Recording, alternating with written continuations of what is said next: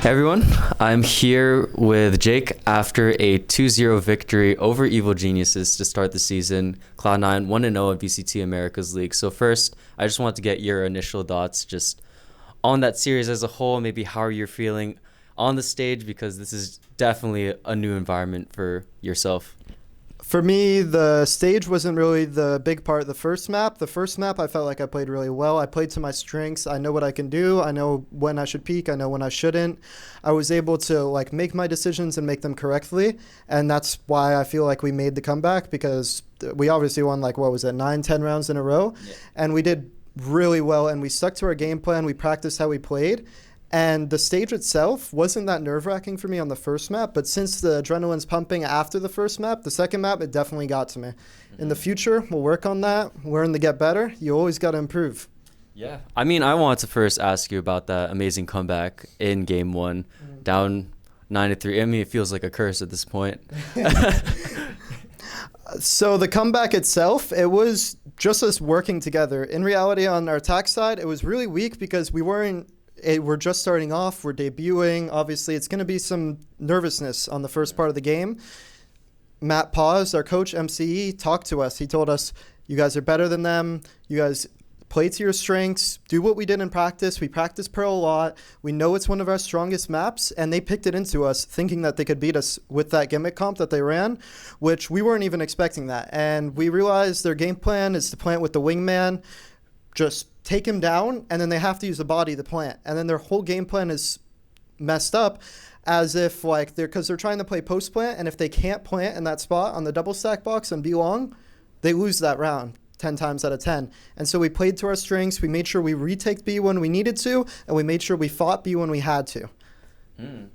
Yeah, I mean, it seemed like once you figure out the strategy, things started to really flow smoothly. I want to ask you a bit about that nerves aspect, because you said you only really came in the second game, but when you were kind of falling down all those rounds in the beginning, where was your mindset at right now? Was it nerves, or was it just kind of getting adjusted into everything of the stage?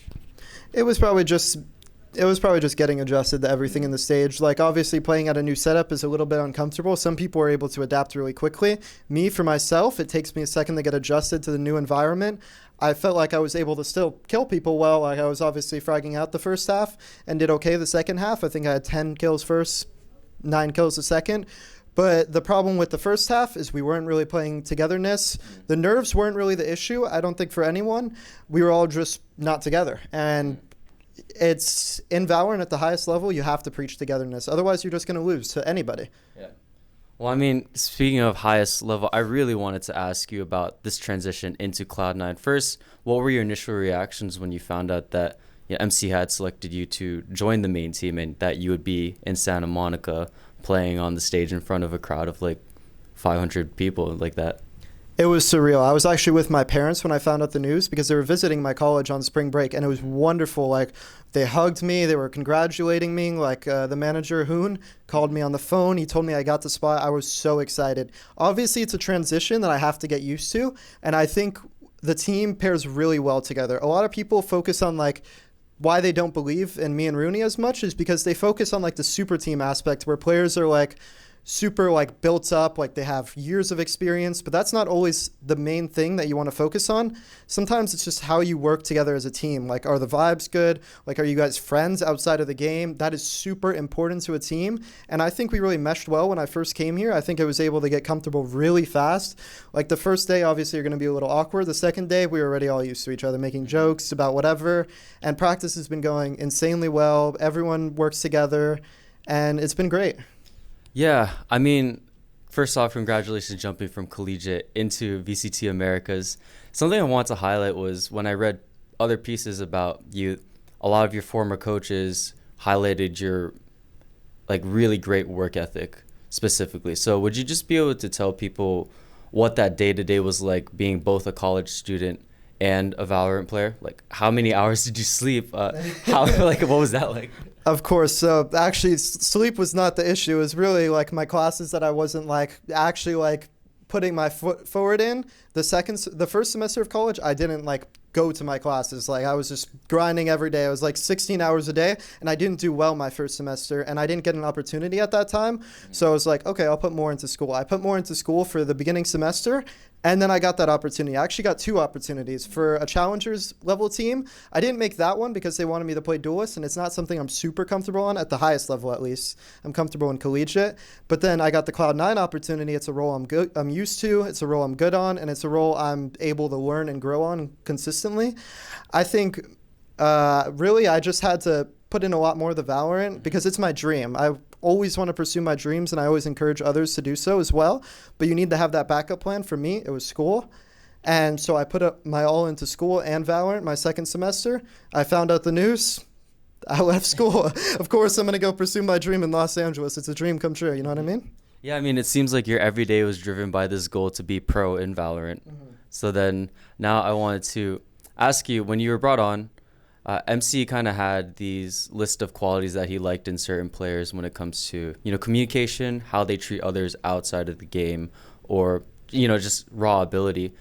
Did he talk to you about what he felt like were some of your strongest qualities, or maybe do you know what you would say your strongest qualities are as a player? I think I could speak on what my strongest qualities are. So in the server, I communicate really well at a super high level, and I think that's one of my strongest parts of my gameplay. But also, it doesn't just come down to that. I'm able to frag out when I need to. Like, for example, in that one round on Pearl where we saw me get a 4K in middle, like I'm able to just peek. I'm able to just hold BCJ because I know I'm going to hit that shot, and I have that confidence in my game plan, but I also know when the play's safe. And that's a huge balance. You need to have confidence, but you need to be able to play together with the team. If you're just solo swinging B-Long, you're griefing the game, and you have to be able to play together but confident. And that's one of the main strengths that I think I possess, along with communication. And I'm able to get along with people really well, as I think my teammates will vouch for, on any team that I've been on, whether Tier 2 or Collegiate or even Cloud9 now.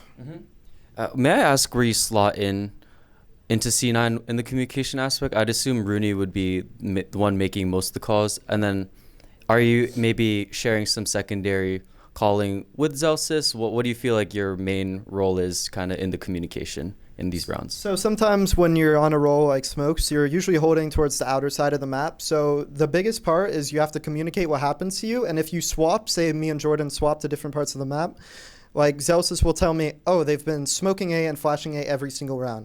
I go to A, they're not smoking and flashing A, that means they're doing something else. I do the same thing to him. They've been harbor walling B every single round and flashing. If they don't do that, that means they're doing something else.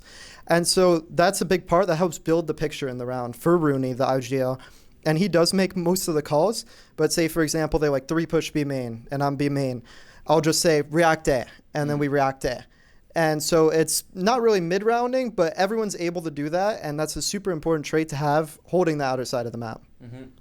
Something that MC told me when we were speaking in the preseason was that he wanted to keep expectations kind of, I guess, neutral in a sense, but then he knew that this team isn't going to just be really bad or anything like that. So for you, what are your expectations for the VCT Americas season? Are you set on winning the entire thing? Do you want to go to Tokyo? How are you treating these first couple of weeks for yourself? For these first couple of weeks, we do start off with a harder split. I think towards the end, it's going to be an easier split for us. So my main goal the first couple of weeks is, out of 5, I'd like to get 3 wins. If we can do better, I know we can do better. But sometimes stuff happens. Maybe they counter-strat at us. Maybe they know our game plan well.